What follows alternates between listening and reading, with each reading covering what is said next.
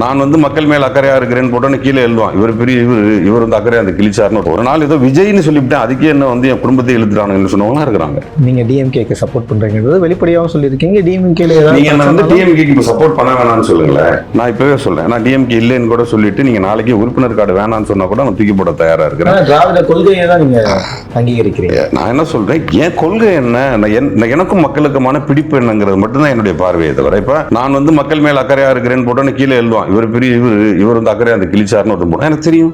But அரசியல் என்பது என்ன, உனக்கு தெரிஞ்சதை மக்கள்கிட்ட கொண்டு போய் சேர்க்கறது தான் நம்ம வேலை. நீ திட்டுறங்கிறதுக்காக பார்த்துட்டு இல்லை இது ஆக்சுவலாக நீங்கள் நம்ப மாட்டீங்க, விவாதத்தில் ஈடுபட்ட பல பேர் நிறுத்திக்கிட்டாங்க. இல்லை வேண்டாம், ரொம்ப திட்டுறாங்க சார், ஒரு மாதிரி கேவலம் அவமானமாக இருக்குது சார்னு பல பேர். உங்களை மாதிரி இன்டர்வியூஸ் எடுத்த எத்தனை பேருக்கு நான் ஃபோன் பண்ணிக்கிறேன், அண்ணே சாரிண்ணே எடுக்கிறது இல்லைண்ணே. அதில் ஒரு நாள் ஏதோ விஜய்னு சொல்லிவிட்டேன், அதுக்கே என்ன வந்து என் குடும்பத்தை இழுத்துட்டானுங்கன்னு சொன்னவங்களாம் இருக்கிறாங்க.